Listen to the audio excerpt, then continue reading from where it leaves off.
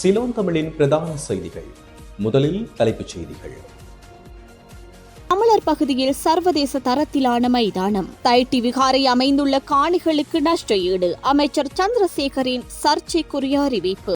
யாழ் மாநகர சபை முதல்வர் தெரிவில் மும்முனை போட்டி. EPTPயுடன் இணைந்து ஆட்சி அமைப்பு கொந்தளிக்கும் ஸ்ரீதரன். வெடித்து சிதறிய உடல்களின் DNA சோதனைக்காக வைத்தியசாலையில் காத்திருக்கும் உறவுகள். இனி தொடர்வது விரிவான செய்திகள். வவுனியா ஓமந்தை சர்வதேச தரத்திலான விளையாட்டு கட்டிட தொகுதியுடன் கூடிய தடகள விளையாட்டு மைதானம் இன்றைய தினம் திறந்து வைக்கப்பட்டுள்ளது. விளையாட்டுத்துறை பிரதியமைச்சர் சுதத் திலகரத்னவினால் திறந்து வைக்கப்பட்ட இந்த மைதானம் நீண்ட காலமாக பயன்பாடின்றி காணப்படுகின்றது. இந்நிலையில் அண்மையில் விளையாட்டுத்துறை அமைச்சர் குறித்த பகுதிக்கு விஜயம் செய்து அது தொடர்பில் ஆராய்ந்ததன் அடிப்படையில் இன்றைய தினம் விளையாட்டுத்துறை பிரதியமைச்சரால் இந்த மைதானம் திறந்து வைக்கப்பட்டிருந்தது.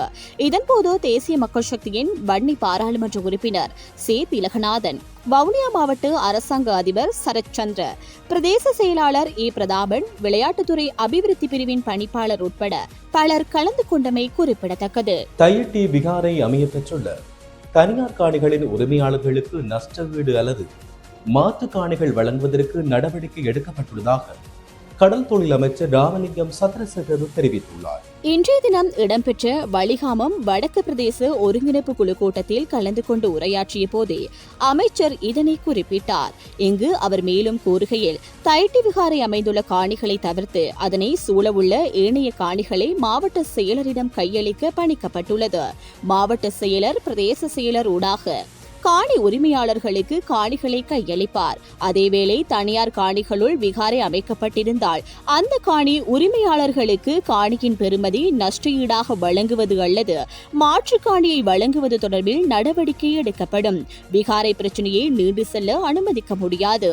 அதனை 1 மாத காலத்திற்குள் முடிக்க முடிவெடுத்துள்ளோம் என தெரிவித்துள்ளார். யாழ் மாநகர சபையின் புதிய முதல்வரை தெரிவு செய்வதற்கான போட்டியில் 3 கட்சிகளில் இருந்து 3 வேட்பாளர்கள் இம்முறை களமிறங்க உள்ளதாக தகவல்கள் வெளியாகியுள்ளன. யாழ் மாநகர சபையின் முதல்வரை தெரிவு செய்வதற்கான கூட்டம் நாளைய தினம் யாழ் மாநகர சபை சபா மண்டபத்தில் நடைபெறவுள்ளது.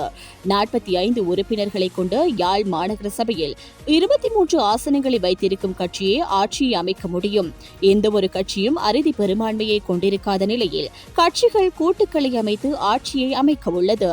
நடைபெற்று முடிந்த உள்ளூராட்சி சபை தேர்தலில் இலங்கை தமிழரசு கட்சி 13 ஆசனங்களையும், அகில இலங்கை தமிழ் காங்கிரஸ் 12 ஆசனங்களையும், தேசிய மக்கள் சக்தி 10 ஆசனங்களையும், ஈழ மக்கள் ஜனநாயக கட்சி மற்றும் ஜனநாயக தமிழ் தேசிய கூட்டணி ஆகியன தலா 4 ஆசனங்களையும், ஐக்கிய மக்கள் சக்தி மற்றும் ஐக்கிய தேசிய கட்சி ஆகியன தலா 1 ஆசனத்தையும் கைப்பற்றியது. இலங்கை தமிழரசு கட்சி, அகில இலங்கை தமிழ் காங்கிரஸ், தேசிய மக்கள் சக்தி ஆகிய கட்சிகள் யாழ் மாநகர சபையின் முதல்வர் பதவிக்காக போட்டியிட உள்ளது. இலங்கை தமிழரசு கட்சியின் சார்பில் முதல்வர் பதவிக்கு விவேகானந்த ராஜா மதவதனியின் பெயரையும், பிரதி முதல்வர் பதவிக்கு இமானுவேல் தயாளினியின் பெயரையும் பரிந்துரைக்க கட்சி தீர்மானித்துள்ளது. இலங்கை தமிழரசு கட்சியின் முதல்வர் வேட்பாளருக்கு ஈழ மக்கள் ஜனநாயக கட்சி, ஐக்கிய மக்கள் சக்தி, ஐக்கிய தேசிய கட்சி ஆகியன ஆதரிக்கும் என எதிர்பார்க்கப்படுகின்றது. அகில இலங்கை தமிழ் காங்கிரசின் முதல்வர் வேட்பாளரை ஜனநாயக தமிழ் தேசிய கூட்டணி ஆதரிக்கும். அகில இலங்கை தமிழ் காங்கிரஸ் சார்பில் முதல்வர் பதவிக்கு கனகையா ஸ்ரீ கிருஷ்ணாவும், பிரதி முதல்வர் பதவிக்கு துரைராஜா ஈசனும் பரிந்துரைக்க தீர்மானிக்கப்பட்டுள்ளனர். தேசிய மக்கள் சக்தியின் சார்பில் முதல்வர் பதவிக்கு சுந்தரமூர்த்தி கபிலன் போட்டியிடுவார் என அக்கட்சியின் யாழ் மாவட்ட நிறைவேற்றுக்குழு உறுப்பினரும் அமைச்சருமான ராமலிங்கம் சந்திரசேகர் தெரிவித்தார். ஈழ மக்கள் ஜனநாயக கட்சியுடன் சேர்ந்து ஆட்சி அமைப்பதற்கு நாங்கள் ஏற்றுக்கொள்ளவில்லை, அதேபோல மக்களும் ஏற்றுக்கொள்ளவில்லை என தமிழரசு கட்சியின் நாடாளுமன்ற உறுப்பினர் சிவஞானம் ஸ்ரீதரன் தெரிவித்தார். நேற்று பிற்பகல் கிளிநொச்சி முரசு மோட்டையில் வைத்து ஊடகங்களுக்கு கருத்து தெரிவிக்கும் போதே அவர் மேற்கண்டவாறு தெரிவித்துள்ளார். இது தொடர்பில் அவர் மேலும் தெரிவிக்கையில், இலங்கை தமிழரசு கட்சியின் உயர்மட்ட குழுவில் எடுக்கப்பட்ட தீர்மானம் என்பது ஏற்கனவே தமிழ் தேசிய கூட்டமைப்பாக இருந்த கட்சிகளுடன் பேசி நாங்கள் இந்த உள்ளூராட்சி மன்ற தேர்தலில் எடுத்துள்ள ஆசனங்களின் அடிப்படையில் எந்த கட்சி கூடுதலான ஆசனங்களை பெற்றுள்ளதோ அந்த கட்சிகளுக்கு குறைந்த ஆசனங்களை பெற்ற கட்சிகள் ஆதரவு வழங்கி ஆட்சி அமைப்பது என்ற முடிவுக்கு வந்திருந்தோம்.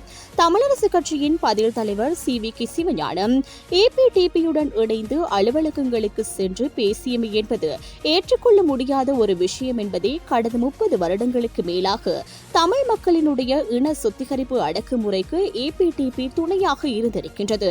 ஆகவே நாங்கள் ஒருபோதும் ஏபிடிபியுடன் இணைந்து ஆட்சி அமைப்பது ஏற்றுக்கொள்ளவில்லை, அதேபோல எங்களுடைய மக்களும் ஏற்றுக்கொள்ளவில்லை என்று அவர் மேலும் தெரிவித்துள்ளார். இந்தியா அகமதாபாத் விமான விபத்தில் உயிரிழந்தவர்களை அடையாளம் காண்பதற்கு அவர்களது உறவினர்களின் அகமதாபாத் வைத்தியசாலையில் காத்திருப்பதாகவும் டிஎன்ஏ பரிசோதனைகள் நடைபெற்று வருவதாகவும் தெரிவிக்கப்படுகிறது.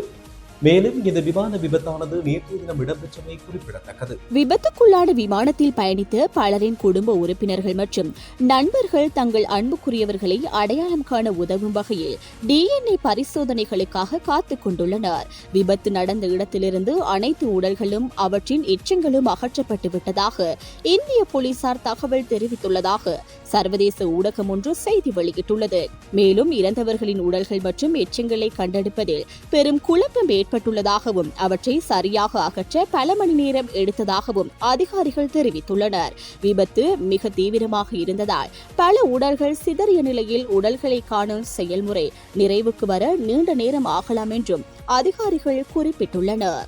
இத்துடன் சிலோன் தமிழின் பிரதான செய்திகள் நிறைவடைகின்றன. தொடர்ந்து செய்திகளை அறிந்து கொள்ள www.ceylontamil.com என்கின்ற எமது இணையதளத்தை பார்வையிடுங்கள். வணக்கம்.